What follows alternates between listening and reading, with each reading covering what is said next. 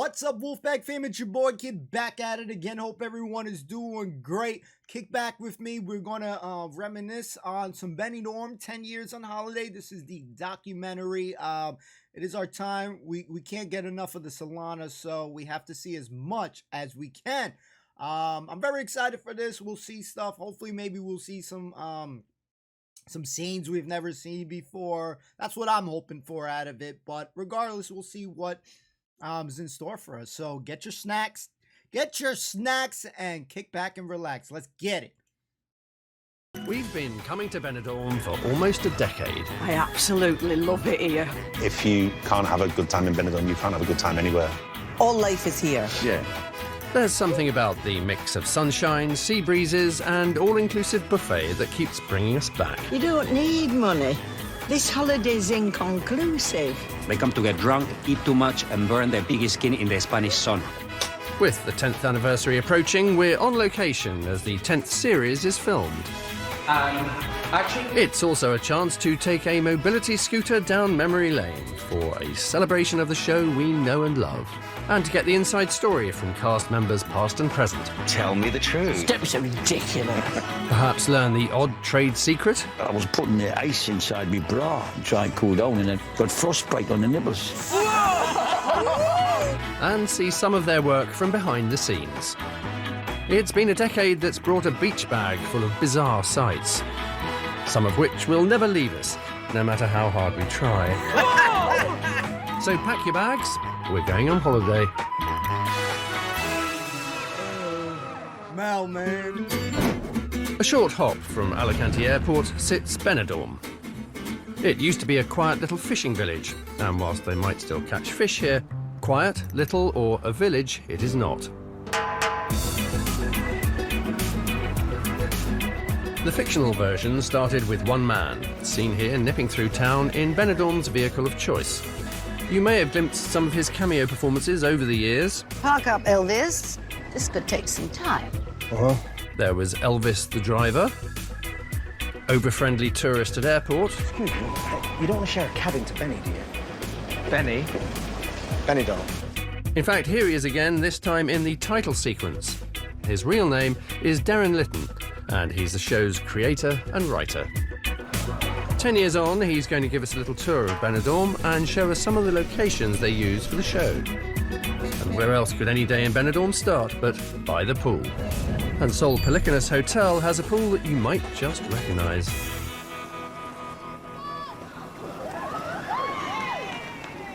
Darren. So this bit is private. You can't come this way. Oh, go on then. You can just you. So here we have the famous Solana pool bar. When we first came here to try and find where we were going to film the series before we even started shooting, we walked around this corner and I just went, that's it. That's exactly it. Even the sort of, you know, the coconut matting sort of roof of the bar and the swim-up part here, where we've had lots and lots of scenes. Hola. Just all of it. It was already in my mind's eye. And I just imagined who was here. And they're still here, 10 years on. In 2007, Series 1 of Benidorm began. 6 30-minute episodes that saw the very first holidaymakers arrive at the Solana resort, ready to make new friends. Oh my God, just look at the people. It's boiling. Lovely, that bit of sun. Mum, I'm hungry. We're going to get something to eat now. Capital of Ethiopia. Addis Ababa. And soon we came to know them all well. Characters like middle-aged swingers, Donald and Jacqueline. My character is Jacqueline. What's her surname? Stuart. How long have you been playing this part? 10 years. 10 years. Jacqueline was happily married to Donald, and they were very open-minded. They like swinging. Here we are. Alan Titmarch. Oh, he's lovely, isn't he? I'd let him dig my garden any day. Ice cream tastes so much nicer when the sun's shining, doesn't it? Yeah, definitely. There was Jeff, the pub quiz champion, with his happily bemused mother, Noreen. I wonder how they do that. Well, I think she's permanently bewildered by most things, isn't she? And the Garveys, Mick and Janice, their children Michael and Tell, and Janice's mother, queen of honest feedback, Madge. Take that coat off. Nobody here cares how fat you are. Mother-in-law from hell. Yeah. Yeah. The mother-in-law who knows what's right for her daughter. We were a typical family, weren't we? Stereotypical family, but a bit different. He just wants to go on holiday and have a simple, nice time with his bum on a towel, a beer in his hand, and Janice in the other hand. And he wants to have a really fun holiday, and it never seems to work out that way. What have I said now? What have you said? You're nothing but an animal. Why I ever let an insensitive pig like you marry my daughter, I'll never know. I actually auditioned to play the part of Mick Garvey. Did you know that? No. No, I auditioned to play Mick Garvey, which I didn't get. Obviously, rightly went to Steve Pemberton. He needed the work. He does. He always does. We hadn't actually met each other as a family until we went to Benidorm, met Sheila, met Ollie and Hannah. And the five of us, within about an hour, we were crying with laughter. Yeah. And we just knew we had a really good sort of family bond. And from that point, it was the most joyous job. At only 7 years old, the youngest member of the cast was Ollie Stokes, who played Michael Garvey. My grandparents or my mum used to come out there with me, and then I had to have a tutor, obviously, to do my schoolwork and stuff. But it was good, it was good. The Garveys quickly got down to doing what they did best, sunbathing and arguing. The constant embarrassment of a bony, venom-spitting carcass who has no consideration for anyone but herself. Who are you talking about? You! I'm talking about you! Who did you think? Well, I knew it wasn't our Janice. She's never been what you could call bony. Look, there you go again. All right, that's enough. Honest to God, you're like kids. Is there any chance at all we could just sit here and have one peaceful morning? The Garveys go from first to fifth gear like that. There's no moving through the gears, they just go. And chief fire starter was Madge. Oh, and it always boils down to what you want to do, doesn't it? She's so critical of everything, and she can just cause an argument in a telephone box, so... Whoa. Yeah, come on. He doesn't make her feel welcome. Hey, I've already lost the first 2 days of me holiday because of you. Just watch it. What's the difference? You're never around when people need you anyway. Tell her, Janice, because I am going to lose it big time. Shut up, the pair of you. But as long as the sun was out and her lighter was working, Madge was happy.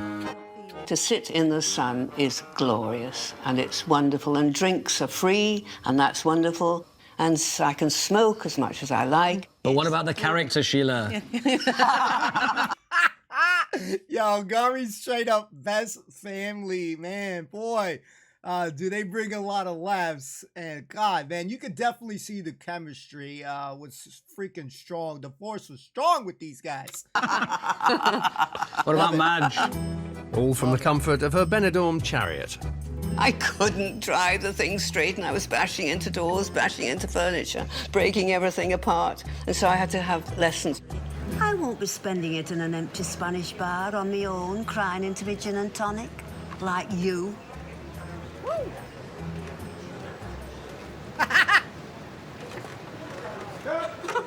Cut. One of the crew said to me, Sheila, do you drive a car? And I said, of course I do. He said, oh, God. Like that. The Solana resort might not have been to everyone's taste. The rum is disgusting. The food is atrocious. The people are revolting. I don't know how many stars on TripAdvisor it would get. Our manageress Janie often struggled to manage. Why is this bar not open? Because useless sod who works here hasn't turned up, and if you see the dirty, greasy head get out on the town, you can tell him he's sacked. I think she says she can't get the staff, but I think she's got, like, a little soft spot for Matteo. But Matteo's soft spot was usually reserved for the holidaymakers. I'm gonna miss you so much, Matteo. Hey, come on. No tears. They're here 1 week, you give them everything they want for a week, you probably sleep with them on the last night, and then you squeeze a few tears out. And as they walk away, you go next. Hola. Yo, Matteo's voice, man, that's... I know, obviously, I know that he's not, you know, Hispanic and stuff, but God damn, that's hearing that for the first time. Whoa! Whoa! Benidorm was beamed into our nation's living rooms. For those who'd been there, it was like welcoming an old friend. And for those who hadn't, it was a window on a whole new holiday experience. Once you've been there a couple of days, you don't do the double take anymore. You go, nope, there are 3 Wonder Women walking past me, and that's... And they're all men. And We've seen the hotel where they film the pool scenes. It's time to hit the beach, where, in a curious twist of fate, they shoot the beach scenes.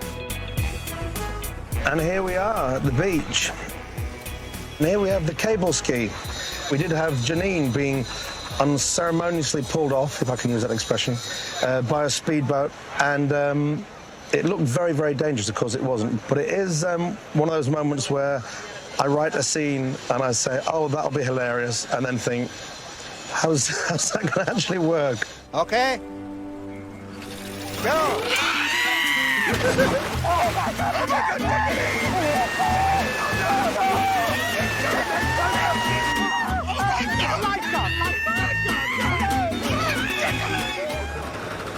The beach has been the location for some iconic moments over the years, never more so than the finale to Series 2, where Madge was on the verge of saying I do to Mel, a successful businessman who'd melted her stony heart. Mel and Madge got married here on the beach. I remember being on one of the bars, and I was sitting writing the last episode. We'd got here, we'd started filming, but I hadn't finished the last episode. That's happened quite a few times over the years. And there was a paraglider, and it just went along as I was sort of envisaging the scene. So I just wrote it in. We are at the point of actually making the vows. To love and to cherish till death do you part. Suddenly, from the sky, appears, as if by magic, Johnny Vegas.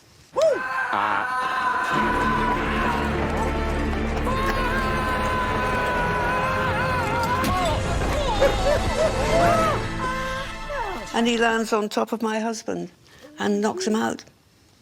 Who are you? That's the Vicar, Mel. You've had a bump on the head. Who are you? Mel, don't panic. It'll all come back to you. You remember Madge, don't you? We realise he's lost his memory. Mick thinks if he's had one bang and there to lose his memory, then another bang might help him get his memory back. It's perfect logic. Perfectly logical. Come and sit down for a minute. Still to this day, this is one of the best scenes here, especially with Jeff coming in. That shit was great. Oh, shit. Keyboard. Hold on. What do you think you're Hold on, keyboard message. playing at? Who's trying to get his memory back? Sort of daft thing my son-in-law would do, of course. Lock him up and throw away the bloody key. What are you doing? I was trying to help him. We're the only family he's got. I'm being taken away in handcuffs, and then it ends with this brilliant shot of Madge running after the ambulance in a wedding dress. Oh, I do love a good wedding.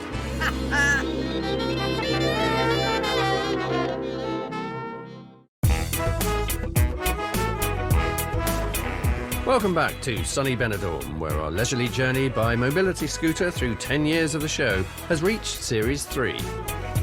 By this point, the episodes had expanded to become 60 minutes long, and amongst returning cast members, there were two notable new ones. There was Brandy, played by Sheridan Smith. I've got a lot of family who've been to Benidorm.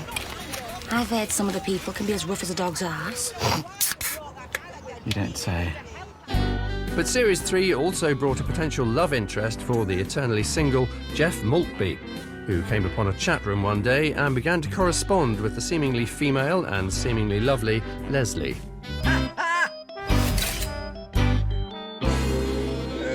Well, I met Darren and said, I love the show. I said, it's great, you know. And he said, well, would you like to do one? Well, by this time, I had a few beers. And I said, I'd love to. And he said, well, what would you like to play? And I said, well, you know, something people would never expect. It was my first scene, so nobody knew who this character was going to be. And Johnny actually said that he didn't want to see me in the gear, because he'd been warned. He didn't want to see me until we actually turned over. Come on, Jeff. Don't mess this one up. You never know, she could be the one. The one. Hello. You must be Jeff. I returned only looked at me and went, I'm Leslie. Sorry, it's the first time I've seen him in the wig. I'm sorry. It just collapsed. It just absolutely collapsed, and then we had to do it again. Hello. That's great. You must be Jeff.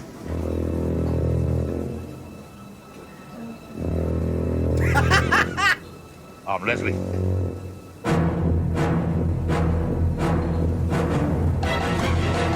The way he played it, though, I mean, he's terrified. Absolutely terrified. Now then, before we go any further, something I want to tell you, Jeff. Okay. We chatted online a lot yesterday, and, well, there was one thing I wasn't completely truthful about. Really? Yeah. I want to get it out of the way now. I mean, we don't want an elephant in the room, so to speak. No, won't want that. No. But I've got a sneaking suspicion you know what I'm going to say.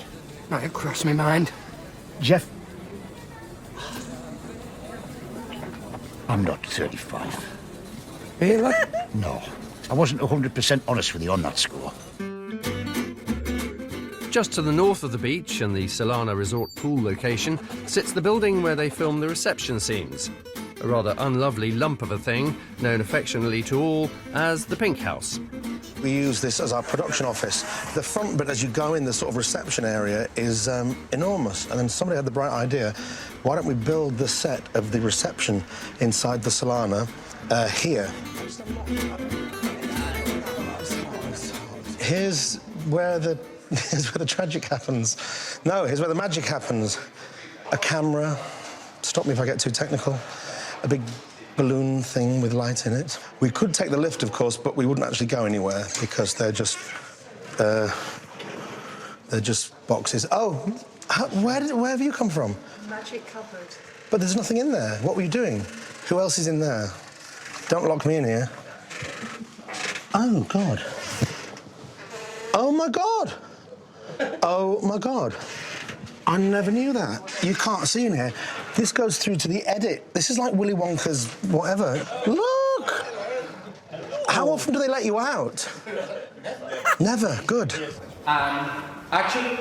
Today's scene, available to view in the forthcoming Series 10 of Benidorm, is where two mysterious guests arrive. Two guests who look a lot like Hale and Pace.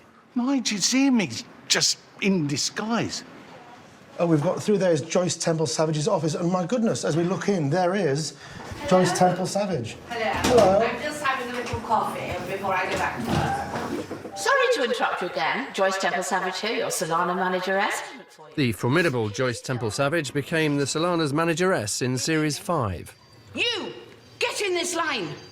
She actually thinks she's rather wonderful. When she first got here, nobody knew who she was, and she got here and surprised them all. You, my friend, are standing on very thin ice.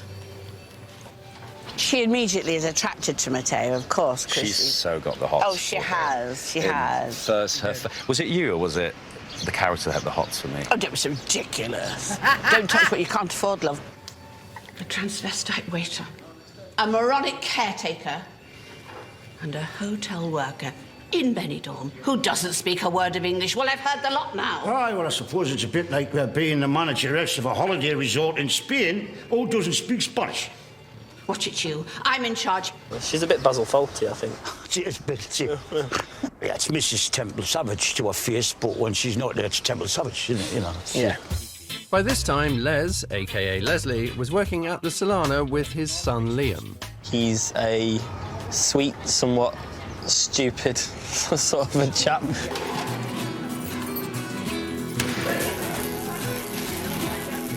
But he's got a heart of gold. And Leslie was cutting quite a dash around the resort with rollerblades and a new cocktail menu. One large honky-tonk and one regular witch's tit. Lovely. Thank you, Leslie. How are the new cocktails going down? Oh, choppy, man. It's a man, really, in the wrong clothes, I suppose, but he doesn't see it as that. Is he gay? Is he not gay? Well, I'm not sure. I think he probably helps him out when they're busy. I've nicked it, like you do. You nick everything, don't you? So I've nicked the laugh from Tommy Cooper. Dick Emery, you know, he couldn't walk, so I've got the walk from him. There's a lot of Les Dawson in him. I mean, I used to struggle with my weight. Used to? But for some reason, when I hit 40 last year, The weight just fell off. And ever since then, I've been lucky enough to maintain my schoolgirl figure. So I've just nicked them all, hopefully. Definitely. And had a bit of fun with it. Yeah, I can't imagine the show without Leslie. What a treat. Even Joyce, too. The Solana has always been an all-inclusive resort. It's an opportunity grasped with both hands by many guests. All-inclusive! But a regular character by this stage was Noreen's daughter Pauline, a lady who liked a drink or two. Or 12. It's like, how many episodes in is she oh, there she goes, off the wagon. Falls with a great bump. I can't read that. Played by Selena Griffiths, Pauline's on-screen inebriation is made all the more impressive by Selena's little secret. I'm completely teetotal and always have been. You just observe, and I've had a lifetime of having people get absolutely bladdered. By this point, the Solana had its very own hairdressing salon called Blow and Go, run by the larger-than-life Kenneth Dubeck, a man careful never to let work get in the way of a good time. When is your next appointment? Oh, will you go away? Look, believe me, love, with split ends like that, it's not an hairdresser you need, it's a crash helmet. What makes Kenneth tick? Food, mainly kebabs, good nights out, late nights, one-night stands, waking up in skips. He's got great stamina, yeah. I mean, I think partly it's because the alcohol never leaves his system fully. I mean, it's just constantly flowing around. Before long, tension began to grow between the ambitious Joyce Temple Savage and the maverick that was Kenneth Dubeck. We've had the most fabulous bit of news. You're being transferred to Fallaraki. I have just... By the end of Series 5, the situation escalated dramatically. It was one of the best scenes ever to film. I mean, it's reminiscent of Alexis and Crystal having a scrap in the pond in Dynasty. They don't like each other, and they're really up for a fight any given moment. This time, I just wasn't having it, so I confronted it. I mean, it started off with a little tete-a-tete, which kind of grew into a pillow fight, which kind of grew into me pouring sangria overhead. I do not wish to have a full-on cat fight in the middle of reception. Don't you? Well, I bloody well do.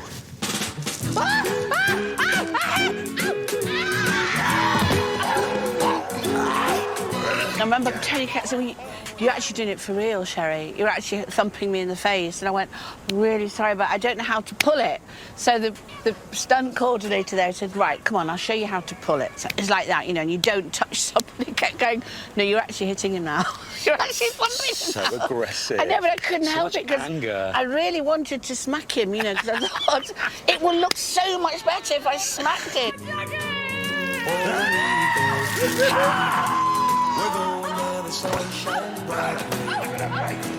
As the fight moved to the pool, there was a brief attempt to drown each other. Oh, Kenneth, he has, how do you say, lost his plot. He's lost his bloody mind. He's definitely lost his job.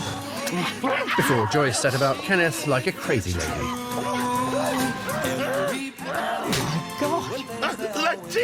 You broke them over on teeth. Right there is where she punched me in the face and knocked my teeth out.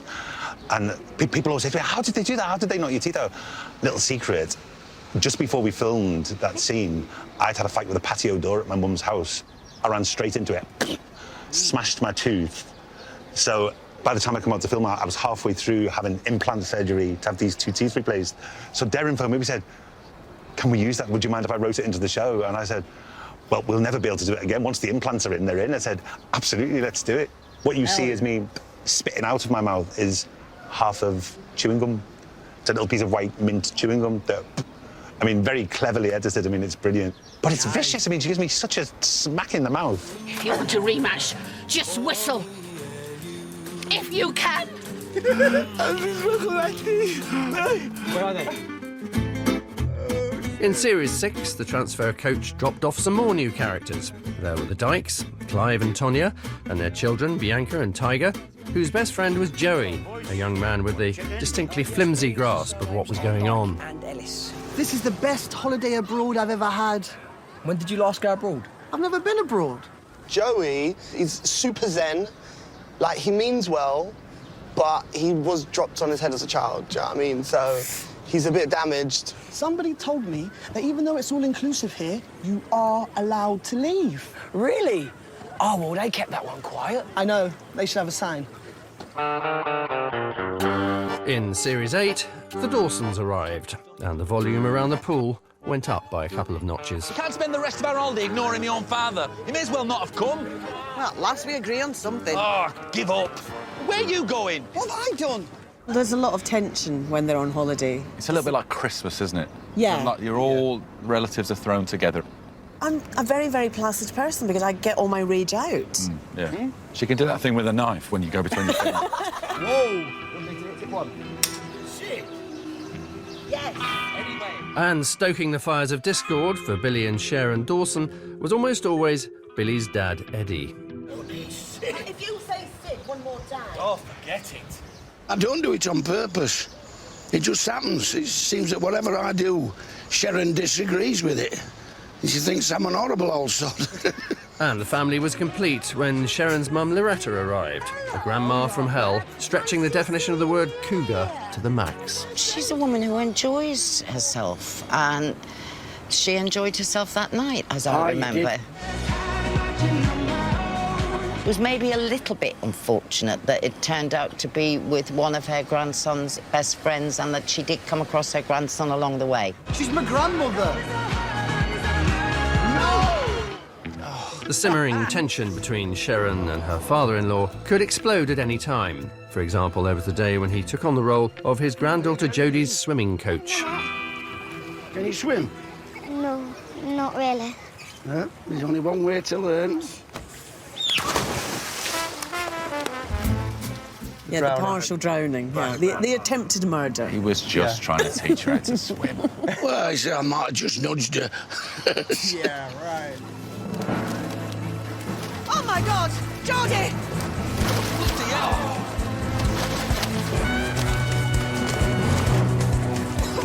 Come here, darling. Don't worry, I'm here.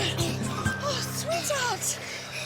He kicked me. Who kicked you? Are you all right, darling? Of course she's not all right. She's nearly drowned. Grandad kicked me into the pool. What? Don't be ridiculous.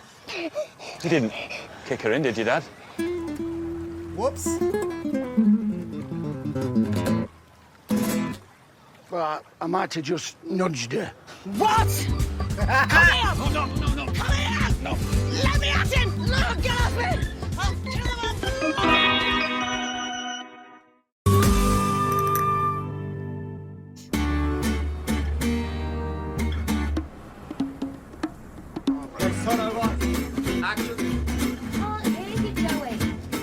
It's another day of filming for Series 10 of the show Benidorm. Another day by the Sol Pelicanus Hotel pool that doubles up as the Solanas.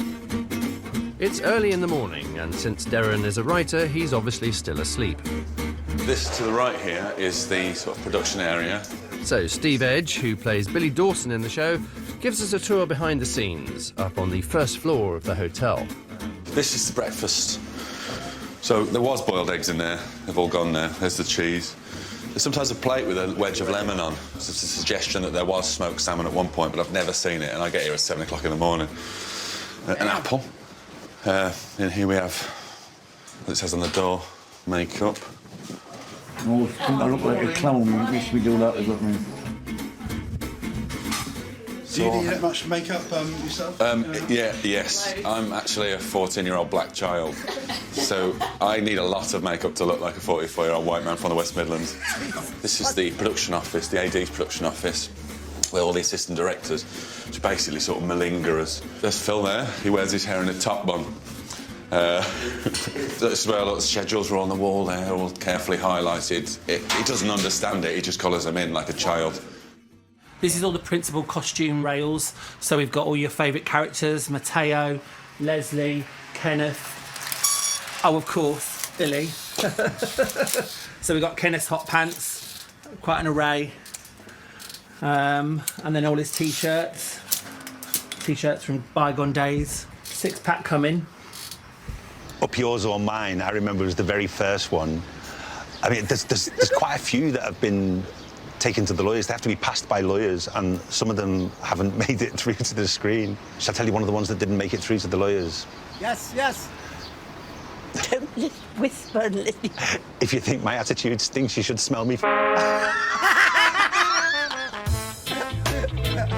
Actors always tell you that even though their job looks rather easy, they're actually working really, really hard. It's not something you hear too often on Benidorm. If you're ever spraying suntan cream on you, but I've been here 2 months, I'm as brown as a coward's trousers. Our favourite days were if we had no dialogue. I shouldn't say that really, should I? But and we could just lie on the sunbeds in the back of shot. Steve would try and read a book. Gladys always had in her handbag a Rude, Mills and Boone. Yeah. After Hours, they were called. After Hours, and they are quite racy. They constantly have our nose to the grindstone here. People think we have fun, but we never do karaoke. We never get drunk. We never go to the beach. It's a nightmare. I'll be back in 5 minutes. Wherever filming takes place for Benidorm, there will always be fans, and the pool is the best place to get some snaps and hopefully meet some of the stars. You don't go to Paris without seeing the Eiffel Tower. You don't come to Benidorm without seeing Sherry Houston. They're your bread and butter, really. If they weren't there, we wouldn't have a show, would we? And I think you've got to sort of give them a lot of respect. And the other thing you've got to remember is that they're on holiday, you know. Look who I met, you know. So they want a photograph, you know. And, you know, so we always give them time for that, you know. They do call you by your character names, and obviously a lot of them say Billy, but a lot of them just say Dad. And when there's a kid swimming in the pool going, Dad, you go, I've never been here before. You are not my son. I get all the groping. I get hands down my back, down the front, down the side. I get licked, kissed on a daily basis. If I'm sitting there, my mother is visiting, and this stranger just comes up and goes. That's usually me, though. We'd all just arrived to start filming Series 9, and we all went for a drink up in the Old Town. And there was probably 10 of the cast there, out with the crew. And then all of a sudden, around the corner came 10 versions of us. It was a stag and hen party, all dressed as us. So we had this brilliant photograph taken of us next to ourselves, if you like. It was really, really funny. We see a lot of that. We see a lot of people dressed as us. I was hoping they were going to show the picture. Damn it.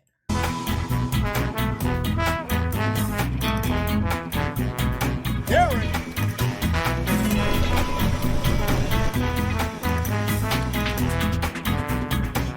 Just a few hundred yards away is the location where they film all the scenes for Neptune's Bar. In reality, it's called the Morgan Tavern, and it's another famous stop on the Benidorm fan tour.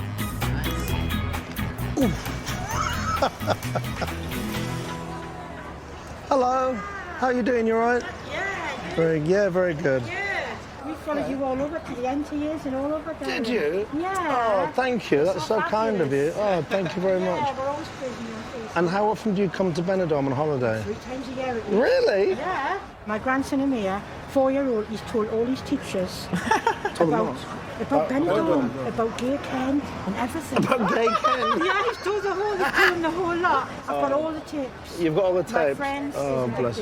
Oh, thank you. Keep on doing it. We'll try. Very nice to meet you. Very nice to Keep meet you. watching the show, won't you? Well, that was my agent and his mother. Since it's open as the Morgan Tavern in the evening, all the filming as the Solana's Neptune's Bar has to happen during the day. And over the years, it's witnessed some memorable entertainment, much of it produced by the guests themselves. Candlelight and so forever, dream of you and me together. It was my greatest fear when I landed on my first day, and they were like, we're going to do karaoke. I was like, no, I ain't. I am not doing karaoke. I don't think so. I'm nervous as hell. It was the most nerve-wracking day of my entire life. I've got this mankini. My mum saw that. Often there was no way of knowing what sort of singing voice to expect.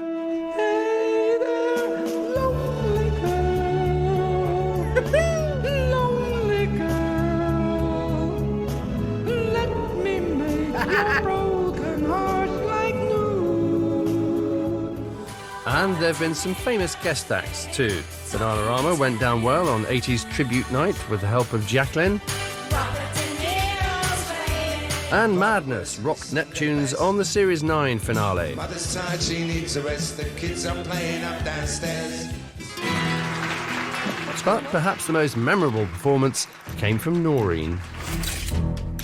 Yeah. Ladies and gentlemen, there have been many times in my life when I've been proud of my only son. Mistakenly under the impression that her son Jeff was not only secretly gay, but was planning to come out that very evening. Are you ready to come out, son? I say, son, are you ready to come out? Yes, I'm ready! God's sake, woman. She accepted that if that's what he was, and Matteo said he was, and he said he's coming out tonight, it was all a terrible mistake. He is a wonderful, happy, proud, gay man. You what? And to honour her son, she dedicated her song to him. Young man, there's a place you can go, I said, young man. When you're short on your door, you can stay there. And I'm sure you will find many ways to have a good time. It's fun to stay at the YMCA. It's fun to stay at the YMCA. In 10 years of Benidorm, many locations have been used in one way or another. The Benidorm Palace has featured several times. Benidorm Circus, too.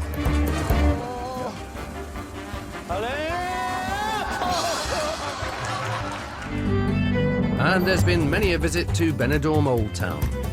Who can forget Matteo in drag being arrested for solicitation? Natalie, this is not how it looks. The Garveys taking on a religious procession head-on. And in another episode, taking on some Roman soldiers. Oh, I can't kill him, Mum. He's gorgeous. And even further out of town, the guests were brought to witness an authentic Spanish bullfight. I'm not watching. I know exactly how he feels. This is absolutely disgusting. I won't be watching when the bull comes out. Basically, it's Matteo's friend who's a bullfighter. When he walks into the room, the guy's out cold. They're expecting a show. They're all looking away because it's, you know, it's a thing, you know, we don't want to see blood, they shouldn't be doing this. And out comes...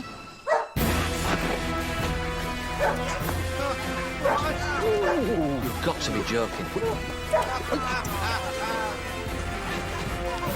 Perfect. It's okay. You can look. I'm not a dog trainer. The dog clearly, although they said it was a trained dog, clearly it wasn't trained. We were sort of improvised the scene. The dog sort of, you know, I fell over, they kept it all in. And the dog sort of running away with my shoe.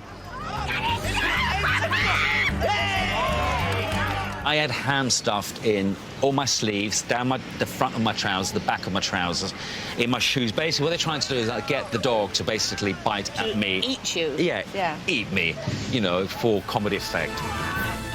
Not quite the bloodbath we were anticipating.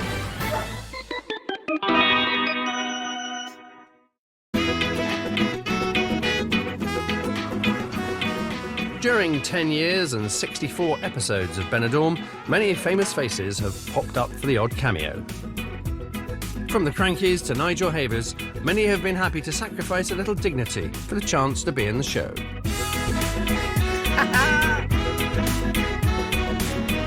Even this guy appeared on the side of a mountain in one episode.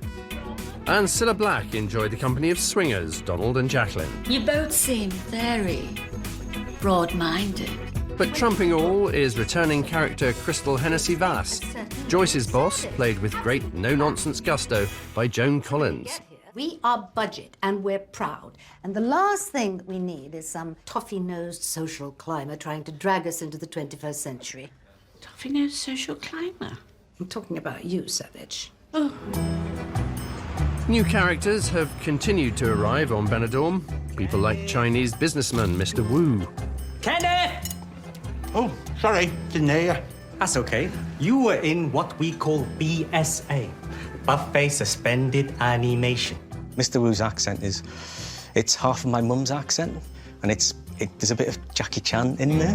Yeah. Nobody tells a joke like Mr. Wu. You better wipe from around your mouth, or you look like Buffet the Vampire. You get it? Not Buffy the Vampire. Chinese Buffet the Vampire.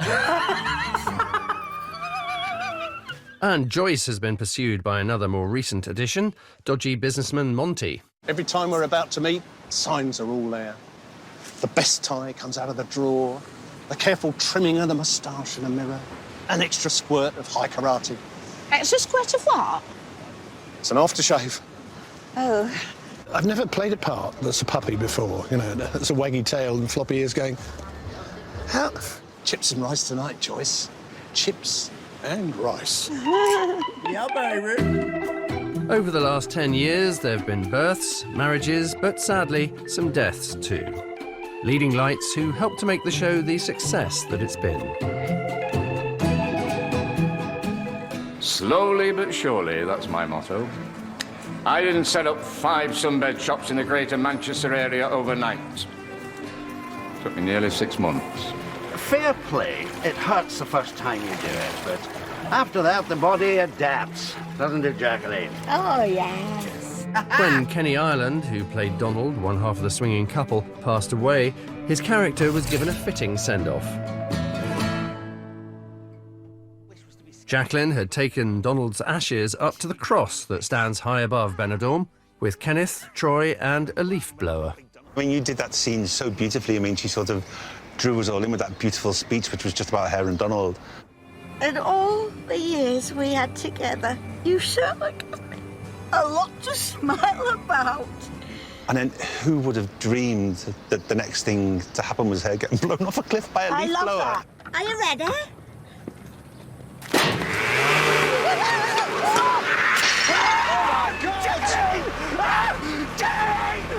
Jacqueline, you okay? Yeah, I'm okay. And do you know who would have approved of that more than anybody? Kenny Ireland. He would have loved his send-off. He'd have loved it. Yeah. Sent off. I get and sent I off mean, the even cliff. as then had that homage to Scotland in it. Yes. Did he get off all right?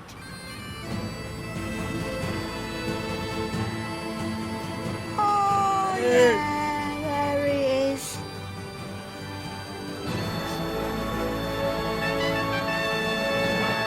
Our journey has come full circle. 10 years on from Darren's very first visit, we're back at the pool.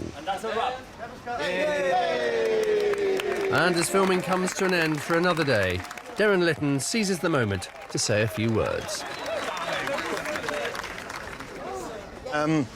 Obviously, we're here to celebrate 10 amazing years of Benidorm. We'd like to thank our amazing cast, also our amazing production team, and our incredible crew, and of course the viewers.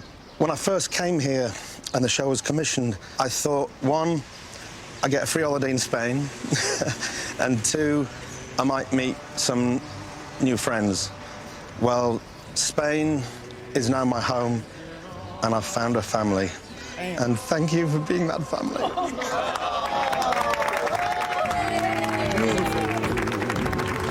Spanish eyes. Here we go, to the sides. And one last one. Cheers. Cheers.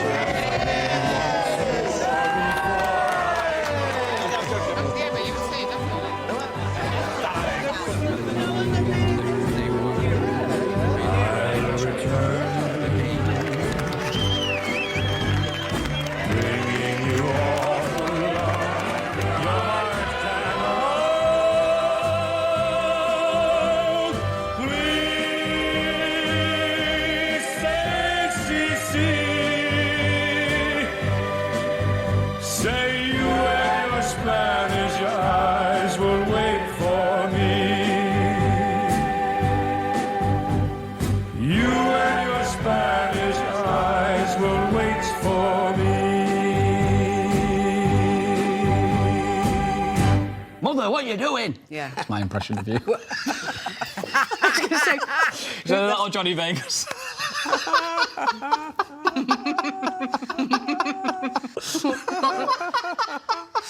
You see? Don't touch me. God damn, man. Come on, Darren. Come on, Darren Leader. We gotta have some more, man. There's no way we could end this way, man. Too much too many things I want. I want more content, man. We want more Benidorm adventures. I have to. I don't care if I gotta walk, swim. I don't give a shit. I gotta make a way to go to freaking Benidorm. You know, I gotta make it a way. I need to visit this area. I gotta check it out. I gotta see it from my own eyes. I need to experience this, man. So that is it's gonna be one of my small life goals right there to visit and just be out there. I gotta do it. I gotta do it. I gotta freaking do it. This just brought in like a wave, man, a wave of emotions. And it's crazy because when Darren was speaking and he had the cake and he was talking about, like, you know, he's doing a show and he was joking around that, you know, he was coming for a free vacation, but, you know, he got a family. It honestly, it just reminded me of one of my internships that I did. I'll just say it very briefly so we don't bore you guys. But, you know, we did an internship with Disney and a long time ago, and it was one of the best times of my life because you just meet and make a lot of friendships. And like when I was leaving and when it was all said and done, you know, you make a lot of friends, a lot of girls, and, you know, seeing them crying and all that shit when you're departing. Oh my God, man. That shit broke me a little bit. And my friend was there. One of my college friends at the time was there alongside too. And even he's a tough guy, but you know, even I was like, yo, you're crying, man. You're crying. It takes a lot from me. It really does take a lot from me, you know. But it's in here where it matters for me most and stuff. You won't see me bawling like a lot. It literally really takes a lot. I'll get teary and shit, but it really takes a lot. I try to keep my cool, but it was like a family. So when he was saying that just kind of triggered that for me. Just bring me some good thoughts. And you know, I hope we all have a place like that, you know, and a journey of themselves where you have like a family atmosphere, because that's why I like a lot of these shows that you feel that kind of connection with it. It's just something that's very drawing to the show. You know, keeps me on the edge of my seat. And this show has a way that you can sometimes dislike a character off the bat, but they slowly win you over time and stuff. I'm sure I even remember, I believe that people weren't liking Mateo in the beginning. You know, his playboy side, yeah, he still had that, but his character evolved over time and more compassionate, more caring. People were looking out for him, because remember, even in the episode where Mateo was prisoner by the mother-in-law, they came to his rescue, and you wouldn't come to your rescue for Mateo if you didn't genuinely like him and become friends with him. And Kenneth cared for him. Obviously Leslie, you know, and Matteo, you know, had such a great bond. There's so many characters on this show that I just could not imagine. There are a few that I could do without. I ain't gonna lie. For example, Martin's character was good. You know, a lot of times he was a wanker that I like to say that he just didn't grow a pair of balls, but even he redeemed himself. Remember with the arm wrestling and proving a little bit of his manhood there, you know, so he grows a little bit, but his wife never grew on me. That was one character that never really grew on me. And there was a few. Natalie was, you know, a very beautiful character, but she never really grew on me. Sam's character grew on you because Sam came in hot and heavy, very bitchy, very fiery, and her character evolved, you know, more compassion. You see a lot more compassion. I mean, she was very angry, you know, she protect her friend, which is what she's supposed to do. You know, you back up your friend. So this show has a fantastic way of just making you fall in love with characters, you know, love and hate kind of relationship. And, you know, again, Liam, you know, we were like, what the hell? You know, what's going on with Liam? This guy's like a little bit weird and shit. But again, then became another great, solid character. Joey, unfortunately, never fully grew on me. Yes, he had some moments. That Mankini thing was a hilarious scene, but not my favorite character. So even in a show, again, you're always gonna have strengths and stronger characters, mediocre characters, weak characters. The show definitely brought in some cool celebrities and stuff. Some I didn't know. I'm not gonna know the names like that. My brain isn't wired like that, and I do apologize. Then we don't remember certain people's names and shit. But that's just the way the cookie crumbles for me. But regardless, I liked seeing Bananarama. I really liked that group. It was cool to see Madness. There's a lot. Obviously, my boy Monty. Boise. I like to say Boise. Great. Great addition. Nice addition to the show towards the later seasons. Again, and I still feel like, Garveys were the best family. Dykes was second. And I like the way they were kind of intermingled in the later seasons with the Dyke family. I thought that kind of meshed pretty good. I think I felt like they complemented each other. And I would have liked that to help give the newest family a little bit of a better shot. The newest family, with Billy, Sharon, they had enjoyable moments, but not as solid, not as strong. I'm sure maybe some of you guys are gonna say the last family was your favorite. There's no wrong answer. We're each entitled to our own opinion on the show, but and whatever. I'm not gonna argue with you or anything like that. If you like that one or you like the Dyke family, but the beginning seasons is what set the tone, for the show. And without the strength of the Garvey family, Donald and Jacqueline, even Troy, I forgot the other guy's name. I apologize. Again, I'm shit with names. Troy and his partner at the time, Martin and his lady. Again, see, certain characters that just don't stick with me. And that's just maybe like, I feel like when a certain character's name doesn't stick with me, it's most likely I just don't like them enough to remember their names. So if part of them is your favorite character, please don't be offended. I'm not trying to offend you by not knowing their names, but yeah, I love the show. The show is really good. Can I see this show again? Hell to the freaking yeah, times 1,000, times 1,000,000 times. This show makes me want to visit the area. There's very few shows that make me want to travel. This show is one of them. Obviously, another I can say it's always in my thoughts, always in my heart is Still Game. I want to go. I want to go to Glasgow. I got to make it happen. I got to go. Somehow, some way, I'll find a will and a way. We got to make it happen. These shows make me want to travel. Certain shows make me want to travel. Every time seeing that, I'm always feeling joy because vacation times are usually good times. So Benidorm has that show that has helped me through a lot of this things going on. We're not going to, with the world and shit, we ain't going to go into any of that stuff. But I just have been a fan from season one, and some of these shows are going to forever be in the back of your mind, and you just want to see them over and over again. The hardest part for me is being able to get access to certain shows because, it's not as easily accessible. Like if I just wanted to go pop it in, I was fortunate enough that my a friend helped out and stuff, but not very accessible for me. So that's the sad part. If I really want to binge watch it, if it's not like on Netflix or something like that, it can be difficult for me to see it and enjoy it again. So I get a little bit sad thinking about that. But Mateo's voice, man, I knew, obviously, but just hearing it is very interesting. But when he was talking with Joyce's character, I like that. You can feel the love, you can really feel the love with the characters, and that's the best thing that I'm going to say about the show. There's a lot more I want to say, but I don't know if this is going to cut it on YouTube, so I'm going to just keep it down right now and just end it here. But just know that it's a show forever in my heart.